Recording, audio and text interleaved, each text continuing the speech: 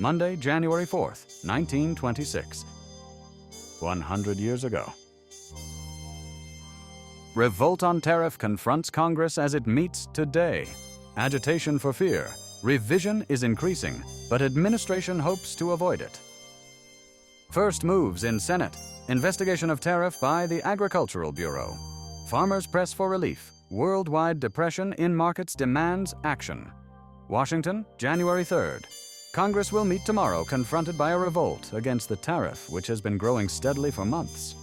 The agitation for revision has been stimulated by the worldwide depression in agricultural markets and by the demand of farmers for relief.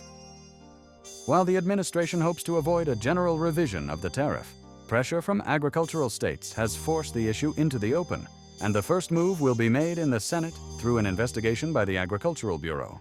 The flexible provision of the tariff law is under consideration to represent disinterested and nonpartisan judgment. The construction placed on Commissioner Costigan's remarks was that the commission, as now constituted, was lacking in the technical equipment and staff and had incurred the criticism of Professor E.R.A. Seligman, tariff expert.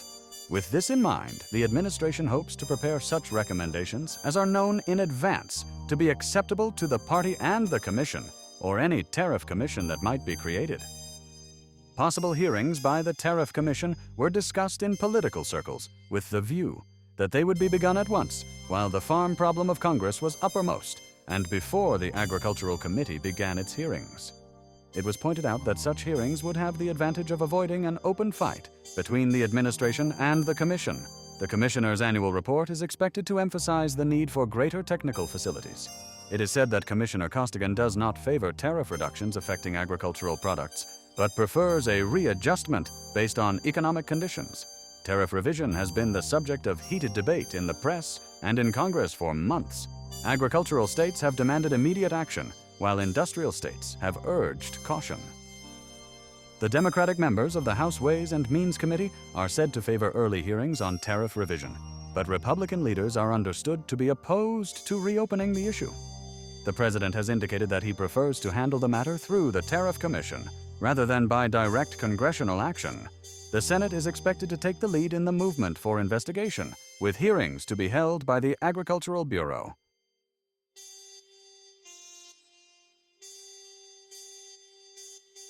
Admits he set fire to 40 tenements. Started 11 on Christmas Eve. Says longshoreman caught fleeing from one blaze. Liked the excitement. Prisoner called worst firebug by Murphy and received sentence for similar offenses.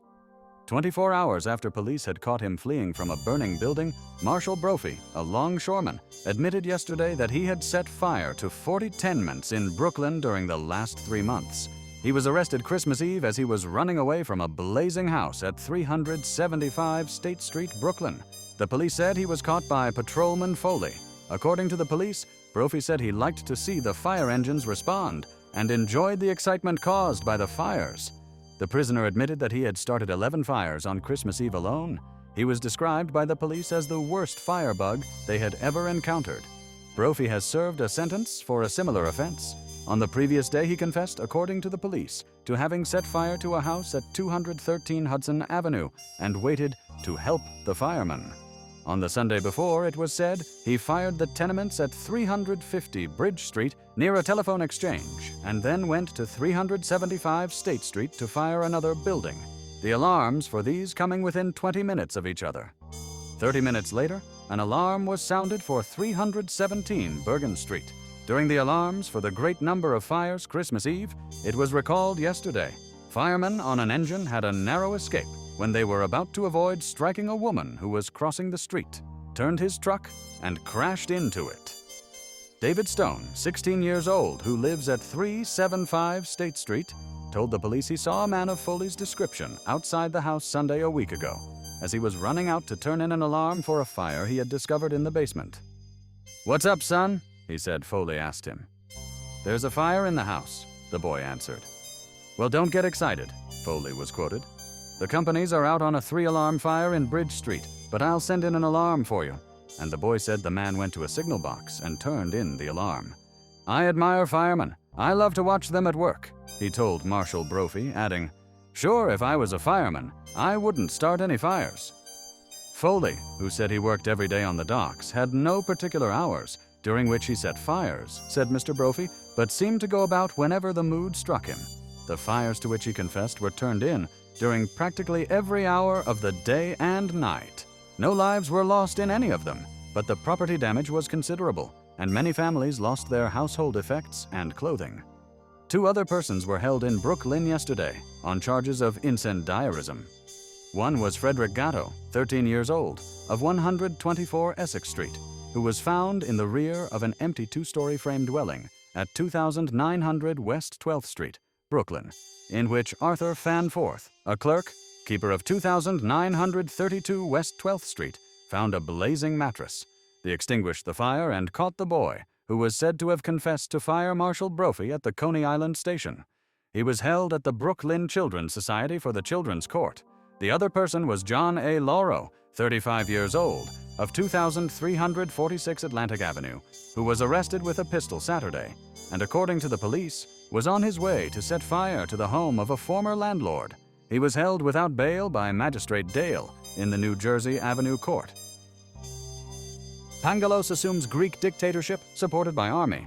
Premier declares the nation's power has waned under parliamentary rule. Blames the politicians.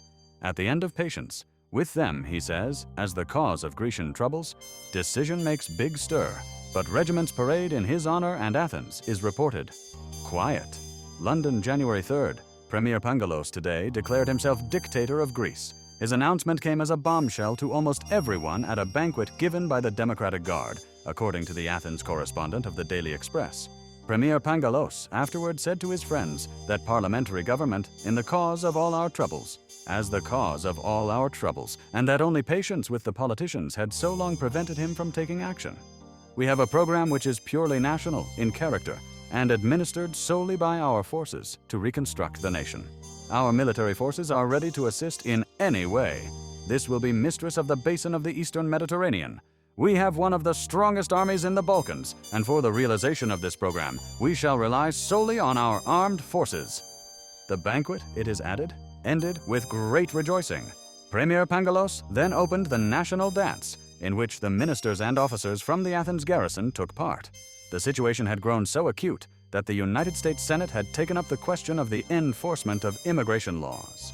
After paying tribute to the success of the banquet in his honor, Mr. Coolidge spoke of the changes in the immigration policy of the United States since 1900. He said that there had been complete control established and strict enforcement of the law, which he said was in effect for the first time in the history of the country. The president declared that the power of Congress to regulate immigration was now unquestioned and conceded in every quarter.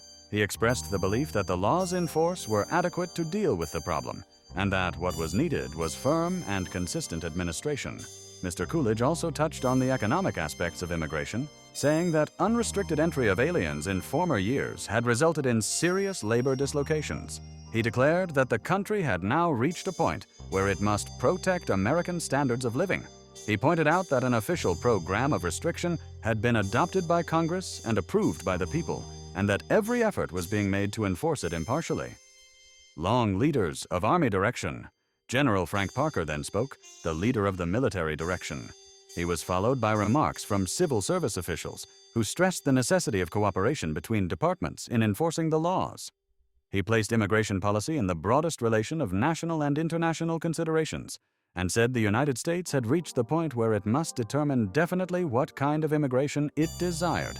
He declared that the policy now in force was fair to all nations and peoples, and that it was based upon the capacity of the country to absorb newcomers without injury to its economic and social structure. He praised American institutions and said that the country must insist that those who came here should respect its laws and traditions.